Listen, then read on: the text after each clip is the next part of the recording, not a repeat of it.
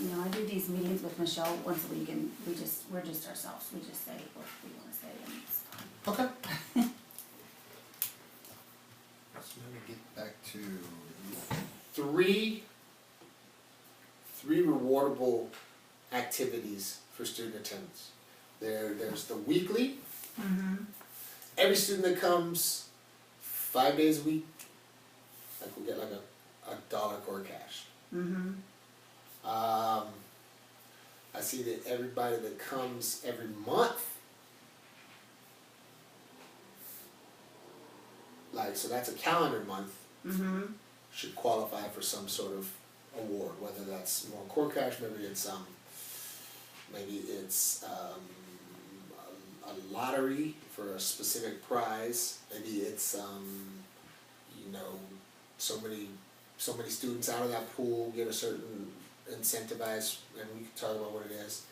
Then I see the grading period, which is 6 Mm-hmm. weeks. Mm-hmm. So the grading period as an individual, well, they're going to get the certificate, and what staff's been rolling out is like gift card drawings, Mm-hmm. depending on how many there are. But also there's the class, and you talked about having a class competition. Mm-hmm. So one of the things that I looked at was, so the second thing from the first article sparked me to say, choosing a period to monitor and award for strong attendance. I would probably say fourth period, it's midday period. I would say we make the mark at like 80%, maybe that's probably too low a number, maybe 85%, because we want to create, 85% attendance. yeah, I don't even know what ours is now. Every time I hear the numbers, I think, God, they don't seem that bad, but in the classroom, it's chaotic. yeah, There's always a chunk of, like, every day it's like a chunk, and I think it's because, you know, the classrooms are pretty big. I think I should probably, now I'm looking at that mark because we're hovering at that mark, so that's not where I want to go. I would probably amend that to say maybe 85% attendance. I would say if we rolled this out and I'm not sure how ambitious we can be to roll this out on a Monday without really talking to staff about, but I almost see this as something to roll out in the new year, and it's gonna coincide with, so we're about to enter a new grading period. That new grading period is gonna finish in December. But then as we come back, we're gonna start another grading period, and then that's after New Year's resolutions. Some kids have already been dropped out of their other programs, will be new students with us. So there's all these little platforms for kids to be like, I'm in it! And so when they hit the ground, they say, oh shoot, there's an incentive program. This sounds like I can do this, you know? And so I say that, like, if we have a six-week grading period, I see that we would track attendance in one period, and I would recommend fourth period, because we say that's the longest one over there. It's midday, it's before lunch, so even our kids that normally have like late school issues or early morning issues, for the most part they're there on fourth period if they have a class.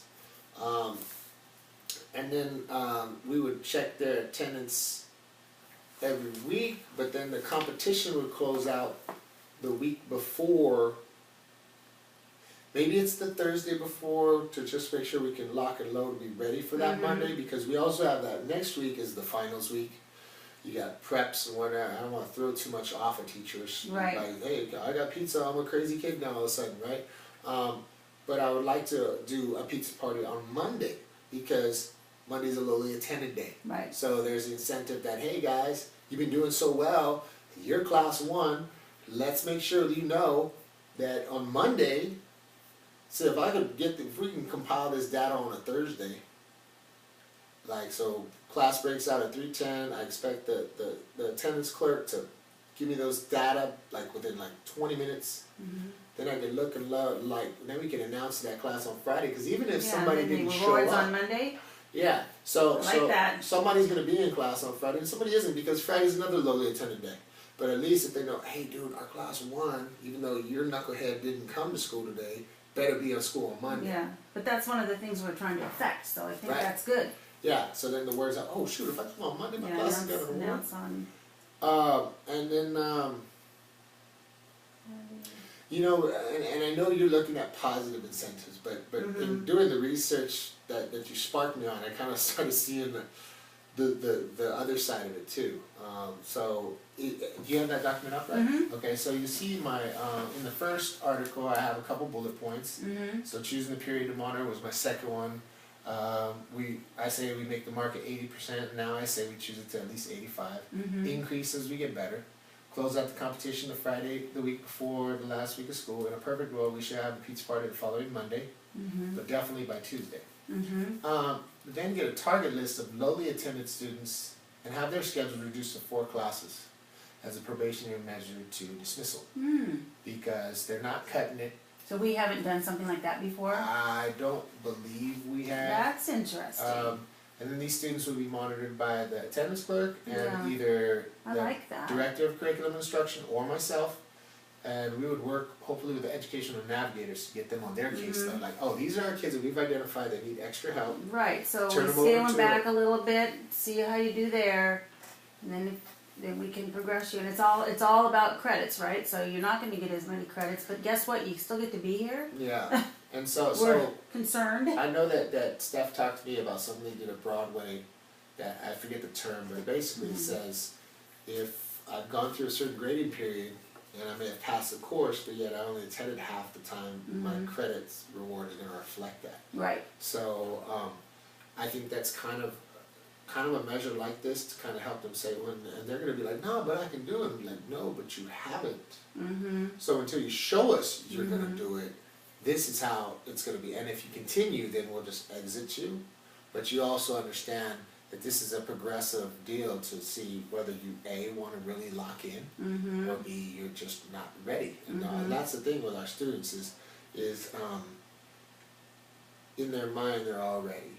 Right. They go through the orientation, they get the high of, okay, cool, I've talked about myself, my story, why I'm here, right. and I'm going to get into the class, and then, oh, I'm back.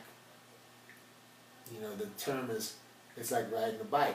You know, when you do something that they're doing what they used to do, and it was being unsuccessful in school. So they're getting back on that bike again, because that's all they know how to ride. And so I think that would help. Then I kind of went on, and then there's a double asterisk point. That was just something that popped into my head. Awarding students with a 90% or higher individual attendance a lottery ticket for a chance to win a major prize. So that could be like a gift card, if we have access to laptops or some merchandise. Then I found another article. This education world thing? Yeah. And that one was talking about they have the criteria set up, so that's another print environment type of thing. Like, they need to know what they need to do. They need to be explicitly told what they need to do. And then from there, then they say, okay, I know what it's going to get me core cash. I know if I come every day, I'm going to get core cash at the end of the week. It could be $1, it could be $2, I don't know. That's something we can decide on. I know that if I come every day in the month, I'm going to get this. I'm going to be eligible for this. And so that article talked about the monthly awards. That's why we say the 6-week award, but then there's also the monthly award, and then there's a weekly award. So there's all these different awards. I think it all filters into the PBIS system that we're trying to implement here. Another thing that I talk, again, you know, these articles are kind of all encompassing, so I started talking about the at-risk students. So that, you know, whereas I also talked about the previous article, it kind of told me, well, let's lock in and target them, hand them over to the ed navs, and then either myself or Ms. Cook are looking at how to you know, support them. Whether it's Ms. Cook on the educational side, myself on the behavioral side, a little of both. With the ed navs, it's like a three-headed monster. And one of the things they talked about in this article was identifying them and tasking them to an adult that has a positive relationship, a supportive, positive relationship with them. That could be me or could not be me. It's depends on what type of student I'm dealing with in any given moment. So I try to make sure my students understand if they're going to go sideways, I'm going to try to work with them. But If they end up keep going too far sideways, well then I might go sideways with them, and it's not good. Right. But at the same time, like, you know, at the same time we can also kind of build that relationship, see where they're at, and start checking in with them. And so they talk about this thing called the A team. And the A team is like the at-risk team. And Oh, okay. so that's what it was talking about there. And so those students would have lunch with like the dean, or in my case the director of student success, and that's why I put DSS, that's just the acronym for me. Okay. So they'd have lunch with me once a week. So I'm picturing this kind of format where it's like, hey, it's lunch day, so I want you guys all to come in this room, we're gonna have lunch. And you know, the students with perfect attendance would receive a treat. That, again, that goes back to that weekly. So not only they're going to get school-wide stuff, they've also been targeted as part of a support team that needs support. They're going to get additional treats from the DSS, who's working with them, and like, all right, cool, like, you're doing it. And then they also said, in the fourth point, I should probably have moved it up to that second point, but the fourth point, second sentence says, perfect students share how their week went, and the benefits from being in school every day. Because I'm really big on, like, if somebody's messing around, rather than addressing them, I'm going to address the person next to them and say, Right. hey, I really appreciate you for not doing Right. whatever this person's doing, with a chameleon eye on that person. Then I'll switch it, so if I'm looking at a student on the right with a student on his right, I'll scan them to the left, chameleon eye on this person, and then I'll notice it, and I'll come back, hey, I'd like to thank you for getting on board. You know, and I think that, you know, in these type of meetings with students, when I'm you know, talking about, all right, cool, so hey, I got some treats for so-and-so, because so-and-so was doing well this week, they're in school every day this week. Hey, I want to hear your story, I want to hear, like, the benefits of, like, you being in school every day. Yeah. Share it with everybody here. And then, like, wow, cool, you know, I got up, you know, I went to bed early, and, you know, and this, I'm up on my classes, and these are just, like, the pipe dream of what I'd love to see, right? And then, like, at the end of the month, again, maybe students with perfect attendance have a pizza party, maybe just as that support group. And what I heard in the article is, like, there was so much good going on that people that didn't have attendance issues want to be part of that Right. group. Yeah, that's kind of the idea. Yeah, and then so then that's the like, how do you make it improvement based, but not so much fun everyone wants to join, because I or somebody else who has that type of ability to connect with students might just get a lot of people that just want to come just to hang out. Just kind of like, I don't know if you've ever found yourself in Mr. Dela Cruz's room during lunch. I heard about it, but I didn't. It's the party, man, because it's a safe cool. haven. Students just go in and just, like, they feel community. You know, That's cool. We've got some really good community here. Mr. Pedersen's class is like, he takes requests and, like, puts stuff on YouTube. Cool guy. Yeah, and they like. Oh yeah. So I subbed here for him. He called me like 3 times. I'm like, it's fine, and he goes, I've never been absent. He fell this morning on the way to work. Oh. Feels like he's ripped his knee up, like ligaments, because he's had prior history, and I couldn't send him home. Yeah. He wouldn't go. The students were all like, I told the students. where's Mr. Pedersen? I told the students, don't let him walk. I walked in, like, after the first class, I realized he was not gonna listen. So the second class that he taught today, I was there, and he was about to hand out a test, and I'm like, did you hand out the test yet? He's like, no. And I go, he's like, I'm gonna do that right now. I'm like, no, I'm gonna do that right now. You sit down. You're not allowed. And they're like, and all the students are like, we keep telling him, sit down. And he won't listen to us. And I go, and I told him, I said, you know how our people are. When you come over to our people's house, and if your mom says you're gonna eat, we're eating, right? Yeah. Take the same stance with him. If he says he's okay, don't This listen is to an him. intervention. Yeah, it was. I mean, I Because love. hearing this buzzing, I want to make sure it's not Stephanie. No, it's I not. love Mr. Patterson for his love for students, and you know, part of that too is also part of that. That's the variable we can't really control in a real time situation with a staff. Like, you have teachers, and some connect with students better than others. Right. Some of their different gripes, whether they have a gripe with an organization, a gripe in their personal life, whatever. Right. We can't control all that. You know, it definitely is definitely proof that when you have a better relationship with your students, you have more effect in the classroom. You know, how you can get adults to broker that, that's dependent on their skill set. And that's That's could be part of the issue sometimes in any org, including ours. Right. So, you know, I kind of thrown out some ideas. I'm kind of curious as to what you think. Well, I kind of like the idea of making it this tiered, like we kind of want to just throw it all into the, like have a, I still really like the classroom competition idea because gets people kind of fired up a little bit. But I do really like also rewarding individuals because the classroom thing is like, well, you know, we would have won, but you know, so and so. Like, I don't want it to get to this animosity thing because so and so's got. But I do kind of like the friendly competition aspect of it.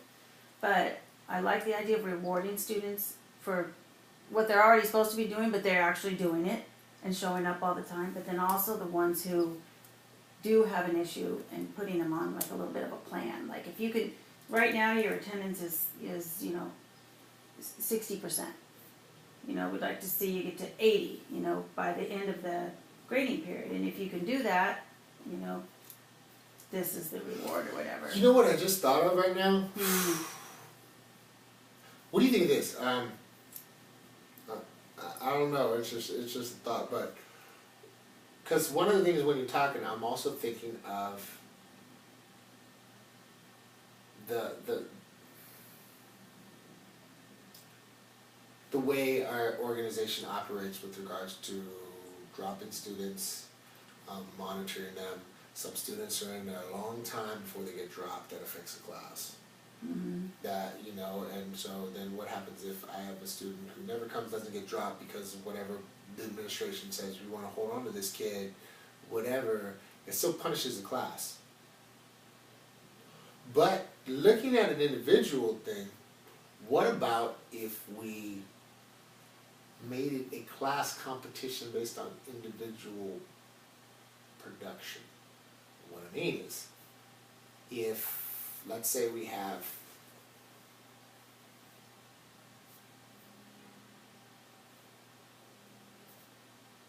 15 students out of the 175, 200 plus that come every week,